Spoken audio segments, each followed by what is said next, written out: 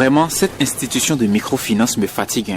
Je vais demander des renseignements et l'agent de crédit qui m'a reçu me demande un pot de vin pour aider mon dossier à vite aboutir. L'autre fois, c'est ma banque qui m'a prélevé des sous alors que je n'ai plus aucun prêt en cours. Tcho, je vais faire comment maintenant Ah mon frère, il ne faut pas perdre ton temps. Ils vont te tourner à rond fatigué. Tu peux dire adieu à ton dossier de prêt et à tes sous. Non, ce n'est pas vrai. C'est son droit de se plaindre et de porter plainte. C'est parce que vous ne savez pas où aller pour que votre plainte soit prise en compte et vite que vous parlez comme ça. Et toi, tu connais où il faut aller? Oui, si votre institution ne vous donne pas satisfaction et ne traite pas votre plainte au bout d'un certain temps, allez directement à l'Association professionnelle des systèmes financiers décentralisés, APSFD Bénin. Ils sont à Cotonou au quartier Vaudier Centre, dans la rue de la pharmacie Sainte-Foy. Ils reçoivent les plaintes et les traitent dans les plus brefs délais. Appelez le 21 32 66 58 et vous verrez vous-même. Il y a aussi l'Association professionnelle des banques et des établissements financiers, APBF Bénin, que vous pouvez appeler au 21 31 75 14. Eux, ils sont au 3e étage de l'immeuble EcoBank sur l'avenue Stemez. Allez directement là-bas. J'y vais de ce pas. Merci ma sœur. À l'APSFD et à l'APBEF Bénin, vos plaintes nous aident à améliorer nos services. Oui, M. Wagidi, l'APSFD. Oui, bonjour Romain, bonjour, Bimeda, oui. Oui, c'est vrai, la campagne, elle est lancée. Elle était déjà lancée depuis la semaine dernière à travers les spots qui passaient déjà. Et nous avions dit que cette campagne, elle est relative à la finance responsable. Et de manière plus spécifique, tout ce que nous avions subi comme dégâts dans le secteur.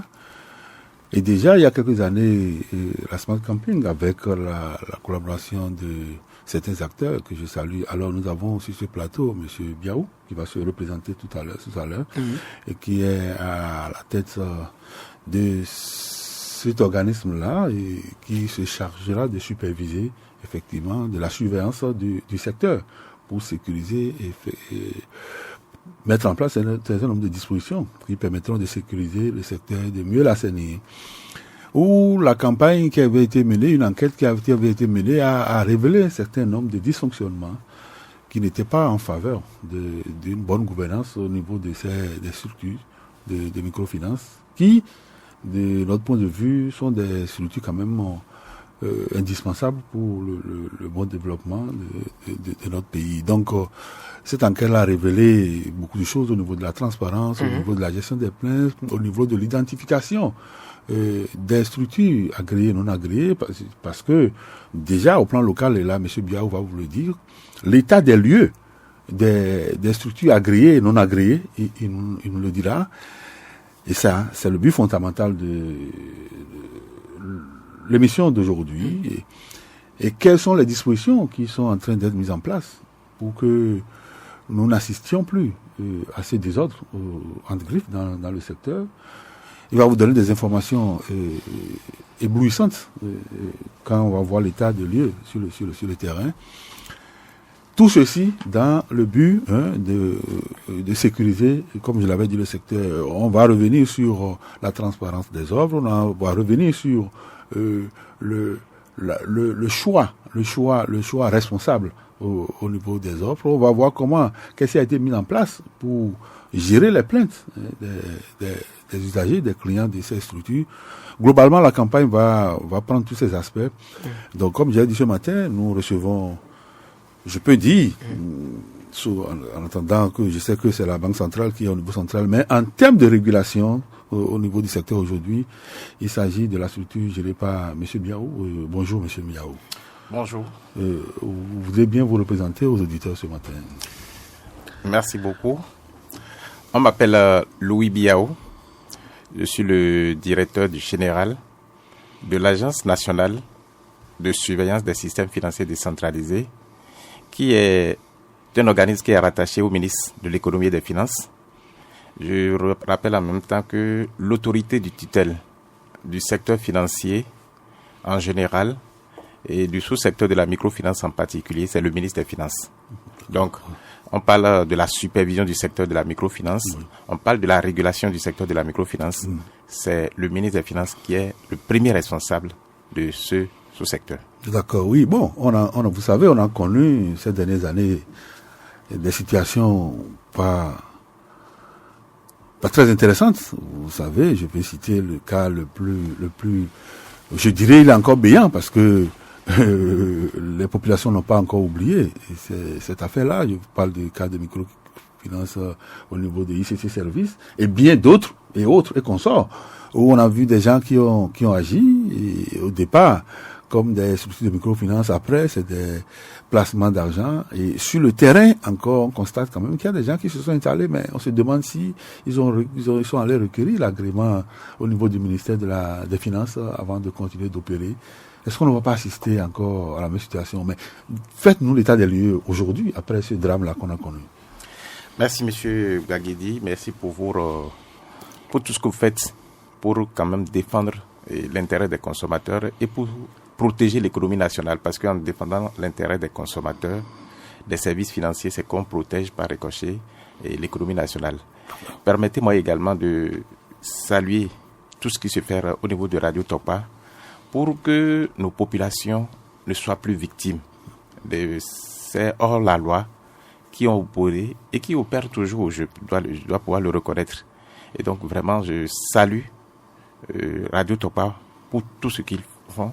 Et je voudrais demander à Radio Tokpa d'intensifier ce travail-là. C'est plus protecteur de notre économie que tout autre. Et vous allez constater pourquoi je le dis. Je voudrais juste vous donner quelques chiffres. Par rapport au secteur formel, sur une population de 11 millions d'âmes, nous avons formellement, je dis, plus de 2,5 millions de clients. Et qui bénéficient des services financiers au niveau des institutions de microfinance seulement. Je ne parle pas des banques.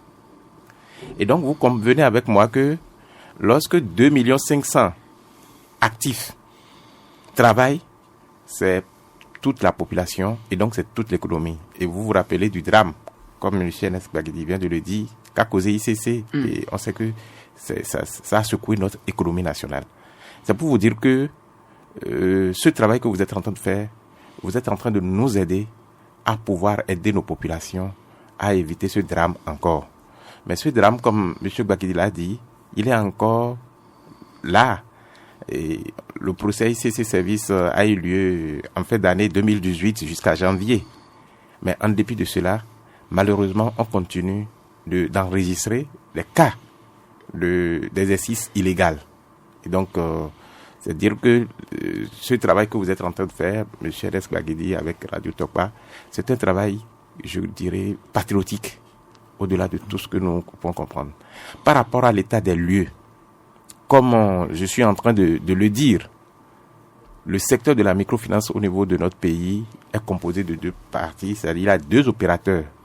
Il y a ceux qui opèrent conformément à la réglementation, donc ils sont formalisés, et il y en a malheureusement, et ils sont plus nombreux même, qui opèrent dans l'informel.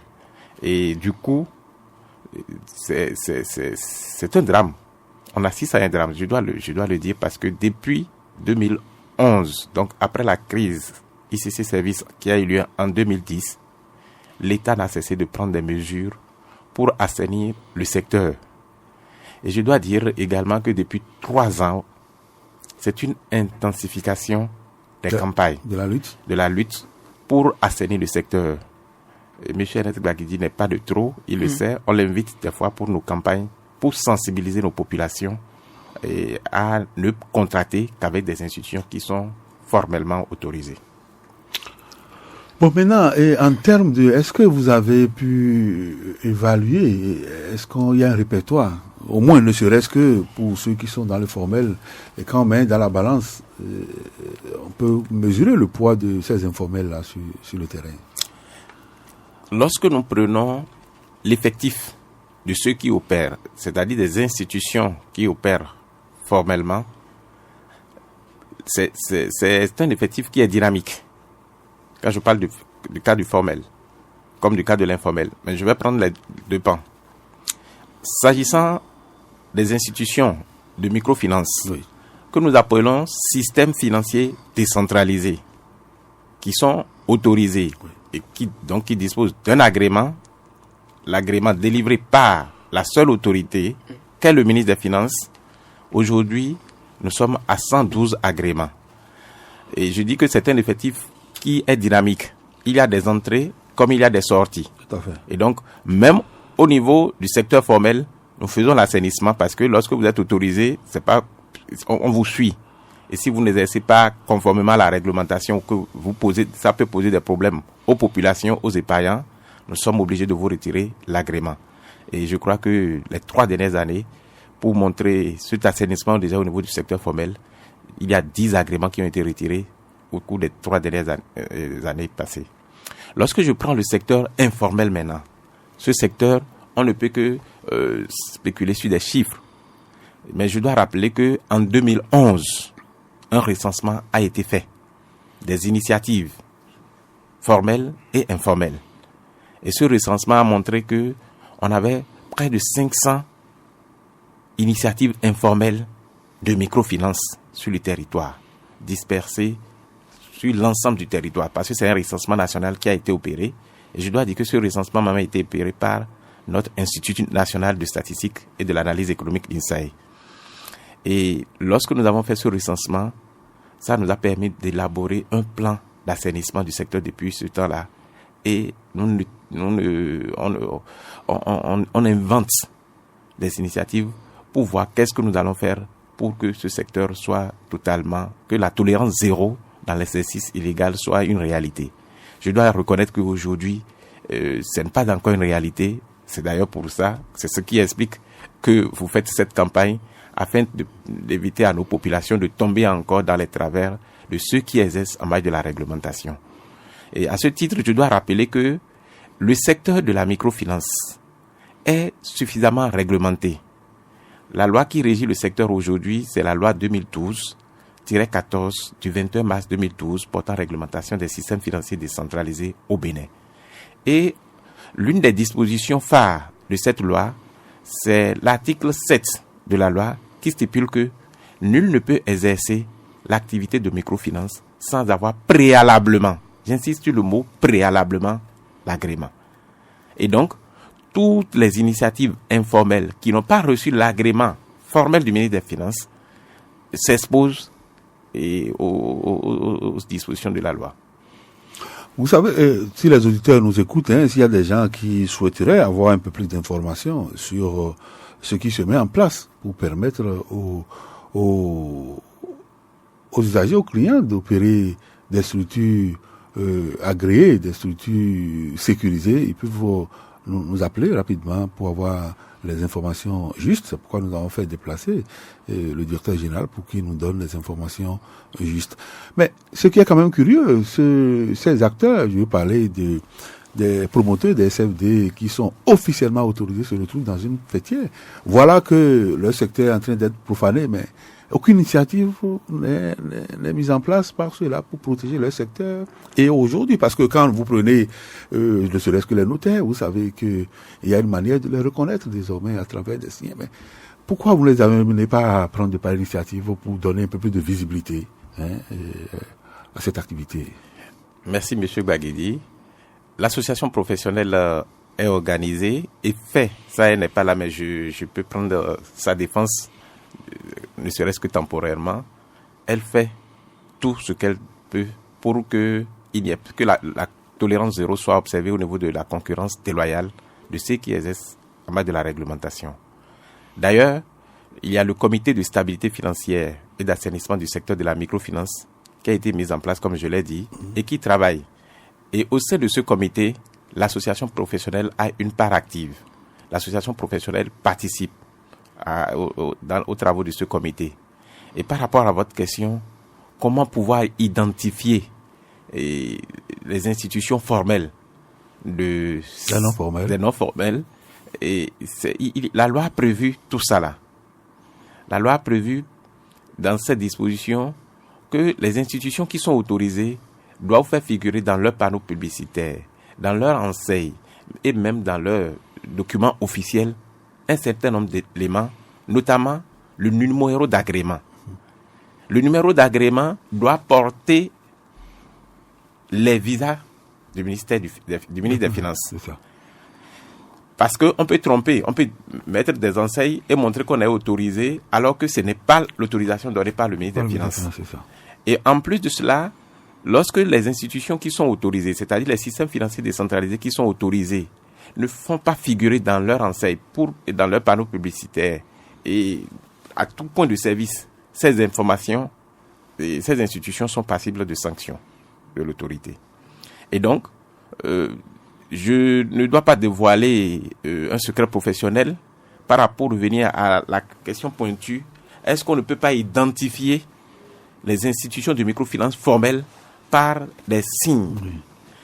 Je dois dire que dans les travaux qui se mènent au sein du comité de stabilité financière et d'assainissement du secteur de la microfinance, qui est sous la supervision du ministre des Finances, et d'ailleurs c'est son directeur de cabinet qui préside ce comité, et c'est un comité suffisamment élargi où on a toutes les corporations, nous avons la justice, nous avons les forces de sécurité, notamment la BEF qui fait partie. Et donc, au niveau de ce comité... Vous n'avez pas le défenseur des clients des CSFD. Vous savez... C'est juste pour... Vous savez, la preuve, c'est que nous vous appelons de temps en temps... Tout à fait, pour ça, nous renforcer. Oui. D'accord. Oui, donc, c'est un comité qui a été mis en place depuis 2011, comme je l'ai dit. Mais au sein de ce comité, des réflexions sont en cours pour trouver l'élément qui permettra désormais de pouvoir identifier tout point de service d'un SFD formel, d'une initiative informelle de microfinance. Et à ce niveau, les travaux ont suffisamment évolué. Je peux dire que le ministre chargé des Finances a validé les propositions du comité et plaise à Dieu, au cours de cette année, ça c'est une promesse que vous pouvez noter, vous pouvez nous évaluer là-dessus, plaise à Dieu, nous allons pouvoir sortir cet élément d'ici la fin de l'année. Oui, il y avait une initiative qui était en cours aussi, parce que ceux-là, ils s'installent quand même sur des territoires. Bien sûr. Quelle est l'implication de nos élus locaux? Et parce que c'est les administrés qui sont quand même grugés, qui sont malmenés. Est-ce que leurs responsabilités ne sont pas engagées dans cette lutte-là? Merci, M. Ouaguedi. Je dois dire que, évidemment, vous avez participé à nos travaux et vous savez que le comité de stabilité financière et d'assainissement du secteur de la microfinance, dans ses travaux et dans ses réflexions, a dû voir que pour pouvoir vraiment assainir totalement le secteur, il faut l'implication de tous. Et depuis 3 ans, c'est une campagne que nous faisons, une campagne de prospérité, pour mettre les élus locaux face à leurs responsabilités. Parce que nous disons que les institutions informelles, les initiatives informelles de microfinance viennent s'installer au niveau de leur localité. Viennent gruger leurs administrés. C'est leur responsabilité de protéger ces administrés en s'assurant que ceux qui viennent s'implanter au niveau de leur localité ont l'agrément de l'autorité qu'est le ministre des Finances. Et donc, nous avons fait cette campagne, cette tournée dans les préfectures du Borgou, de l'Atakora, de l'Atlantique, du littoral, et de l'Ouémé.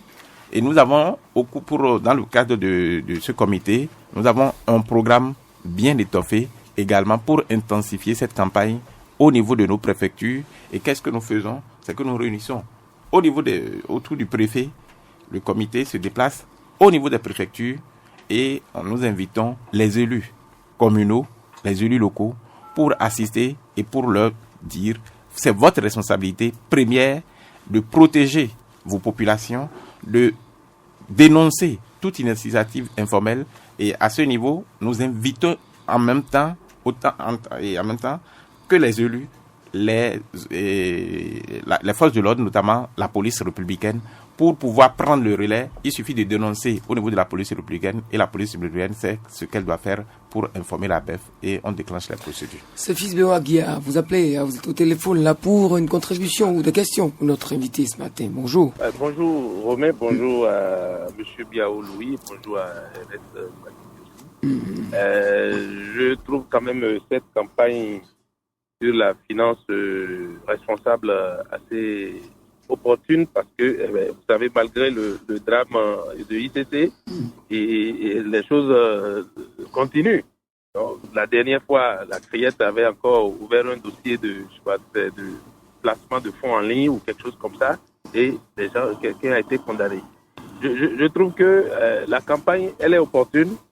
Et il serait intéressant de faire davantage dans la proximité, parce que j'ai écouté tout à l'heure M. Biaou dire que au niveau des préfectures, il demande aux élus locaux de venir. Bon, je pense qu'il faut aller au-delà en faisant en sorte que, je ne sais pas qu'est-ce qui peut se faire dans ce sens, que même en gongonnant, qu'on puisse aller dans les rues des quartiers pour demander aux populations de faire attention à tous ceux qui se présentent comme leveurs de tontines, comme leveurs de... Parce que ça commence par là. Les gens, se disent, je peux déposer 200 francs par jour ici, je peux déposer 300 francs par jour là-bas, et on ne sait plus exactement quand ça commence. Quand ça commence, un jour, on lève suffisamment de l'épargne, un kidam lève de l'épargne, et après, ça se retourne contre les populations. Donc, que la campagne aille vraiment dans les rues. Il faut gongonner. Il faut demander aux gens de signaler quand ils voient une structure effectivement qui s'installe, qui met une enseigne ou pas. Parce qu'il y en a qui ne mettent rien du tout alors. Et donc, qu'on puisse dire, attention, si on vous demande, on peut vous donner une carte et vous allez chaque jour déposer 100 francs ou 200 francs, eh bien, il faut vérifier que c'est légal. Vous avez le devoir de vérifier que là où vous êtes en train de déposer votre argent, c'est légal. Parce que, vous savez, la culture bancaire ou autre chose, elle n'est pas assez développée. Et les gens estiment qu'en déposant 200 francs, 300 francs, ce n'est peut-être pas encore beaucoup pour aller vers une banque. Ce n'est peut-être pas encore beaucoup pour aller chaque soir déposer 3 000 francs ou 5 000 francs auprès d'une banque. Et donc, on se contente de celui qui passe et qui fait ces collectes-là dans le quartier. C'est plus proche, c'est moins difficile. On n'a pas aussi les papiers pour aller ouvrir un compte formellement quelque part dans une SFD reconnue. Et donc, la situation est aussi à ce niveau-là. Moi, je suggère que vous regardiez ça, parce que les bonnes dames aussi qui veulent faire cette épargne n'ont pas toujours, même si elles veulent faire ça de façon officielle, elles n'ont pas toujours les papiers. Elles n'ont pas les papiers. Et donc, que la campagne s'intensifie de ce côté-là, parce que la finance, elle veut lutter contre la misère. Mais cette finance décentralisée, cette finance qu'on veut inclusive, responsable, si c'est pour appauvrir les populations, on dira toujours que au sommet ou à ceux qui doivent s'occuper de ceux qui doivent être responsables. Et quand j'entends M. Biaou, je sais qu'il sait de quoi il parle. Et ceux qui doivent faire les alertes jusqu'au niveau où il faut qu'ils le fassent. Parce que ça continue. Ça continue. Si la Criette continue de recevoir, c'est en 2018 le dernier cas que la Criette a jugé cette année. C'est en 2018 que ça s'est passé. Donc, allez aussi vers les populations à la base pour que cette campagne paye vraiment. Voilà. Merci. C'était juste une contribution. Merci Béou. Madame Yvonne Djoubouko. Non, juste pour aller dans le sens que Béou, en m'appesantissant sur l'un des aspects qu'il a développé, c'est vrai que M. Biaou tout à l'heure disait que on essaie au niveau de la préfecture de réunir le préfet, les élus locaux. Je me trompe, mais comme ses fils le disaient, il va falloir insister sur la descente dans nos hameaux. Dans nos hameaux, parce que ce n'est pas évident, ou certain que une fois retournés dans leur localité, et tous les élus locaux puissent véritablement faire non seulement un compte rendu fidèle, procéder à la sensibilisation qui va véritablement pour permettre à nos compatriotes qui se trouvent dans ces localités les plus reculées là de s'imprégner véritablement de ce dont il est question en fait. Le second aspect, effectivement, il va falloir également les amener ou les aider, les accompagner à avoir les documents nécessaires, le minimum de documents nécessaires qui leur permettront véritablement d'avoir accès à ces finances, microfinances là. Oui, monsieur Biaou. Merci beaucoup. Je crois que ce soit M. Béo, que ce soit M. Amoussou, c'est de très bonnes contributions, mais je dois pouvoir les rassurer pour dire que par rapport à la documentation, nous essayons de le faire chaque fois que nous faisons cette campagne de sensibilisation. Nous prenons acte de cette contribution que nous allons mettre en œuvre toujours, parce que nul ne sera de tout dans cette lutte, et vous êtes en train de le constater. C'est de très bonnes contributions que nous avons. Et autant que se faire, nous irons on ira encore plus à la base comme ils l'ont souhaité pour pouvoir porter l'information. Mais ce qu'il faut également dire, c'est que malheureusement, en dépit même des casses, je dois vraiment dire à M. Béo que même déjà en 2019, pour ne pas dire, il y a moins de 2 semaines, la CREAT a encore, et peut-être comme c'est pas médiatisé, la CREAT a encore travaillé sur des dossiers d'exercice illégal et ça continue, quoi. Oui, même en plus de cela, il y a quand même beaucoup d'initiatives qui se mettent en place pour sécuriser et aller même jusqu'à à certifier certaines structures pour que ce soit traçable. C'est vrai que BO est revenu sur un aspect, la sensibilisation à la base. Mais est-ce que vous avez, lors de la campagne, en direction de ces élus locaux-là, et quelle a été leur perception de leur responsabilité, quand vous avez évoqué leur responsabilité vis-à-vis de cette situation-là, où c'est devant eux que les gens s'installent, dans les locaux de leur territoire. Mais est-ce qu'ils ont mesuré l'importance de leur implication dans cette... et qu'est-ce qu'ils ont pris? Ils ont mis en place des initiatives, comme il a dit, pour accompagner la sensibilisation au sein de la communauté? Je dois dire que c'est des campagnes depuis 3 ans qui ont suffisamment pris, et les élus locaux, comme les responsables au niveau des départements, notamment au niveau des préfectures, ont bien compris l'enjeu. Il y avait ailleurs, dans certains cas, des cas d'ignorance de la situation, parce que vous savez que c'est des malfaiteurs, c'est des hors-la-loi. Ils posent des pas pour appâter quelquefois la population. Ils peuvent venir d'abord pour commencer par faire des dons, puis après ils s'installent et commencent par collecter. Et donc, c'était une situation qu'on a vécue par exemple dans la Donga, où des gens viennent au départ pour faire des dons, après ils se transforment en collecteurs et puis ils disparaissent après. Et je crois que ça a apporté, je dois dire que pour ce que nous avons fait au titre de l'année 2018, et nous avons eu des retours. Nous avons eu des dénonciations. Et aussitôt que nous avons reçu ces dénonciations, on transmet le dossier acquis de droit pour enclencher les procédures. Nous avons eu des dénonciations tant de l'OME que du COUFO, parce que nous avons fait déjà la campagne au niveau des départements du Mono et du COUFO déjà en 2017. Et donc, on a eu de très bons retours en termes de dénonciation. Et aujourd'hui, nos commissariats de police sont très proactifs. Dès lors que ces dénonciations se font, ils savent qu'il faut transmettre le dossier à la BEF pour pouvoir enclencher les différentes procédures afin de décourager les hors-la-loi. Je voudrais rappeler aux auditeurs que cette émission serait encore animée en fond, je crois, le samedi à partir de 8h10, où un plateau sera encore mis en place avec l'appui de M. Biaou et peut-être l'un de ses collaborateurs pour informer nos populations dans nos langues locales. Je voudrais aussi ajouter que même jusqu'à la tontine que les gens appellent à Dogbe est dans l'illégalité, donc ceux qui s'adonnent à ça, ils n'ont qu'à savoir, qui s'exposent au même titre que les activités ICC, quand les gens vont collecter leurs sous, ils vont disparaître, ils auront leurs yeux pour pleurer. C'est de l'illégal, ils sont dans l'illégalité et ça a été clair. Donc je crois que nous sommes en train de vouloir atterrir pour aujourd'hui, pour cette émission, en attendant de revenir sur d'autres épisodes. Romain Tchoki, vous avez bien sûr, le crachoir pour clôturer cette émission. C'est cela. Merci beaucoup à vous, monsieur Louis Biaou. On va se tenir simplement rendez-vous mardi prochain. Oui. D'accord. Peut-être avec une autre thématique. Voilà. Et il reviendra encore, une autre fois encore parce que on ira dans tous les sens, hein. Tout ce qui serait en train de constituer un frein, ou bien des perturbations dans le bon fonctionnement de ce secteur, nous allons remuer ça et mettre au clair pour que les populations soient désormais et situées, opérer des choix éclairés. Monsieur Nesbardi, merci beaucoup, monsieur Louis Biaou, merci également à vous. Oui, vous allez conclure. Je voudrais juste solliciter de vous pour que nous ne fassions plus des émissions hebdomadaires. Faites en sorte qu'au niveau de la caravane du matin, qui est une émission de grande écoute, nous puissions aller au-delà. C'est très important pour l'économie de notre pays. C'est très important pour nos populations.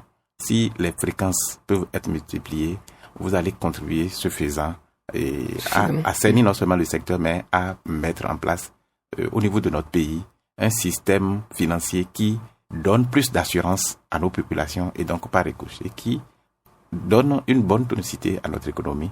Et je vous remercie sincèrement pour cette opportunité. Merci encore à vous. À mardi prochain. Merci.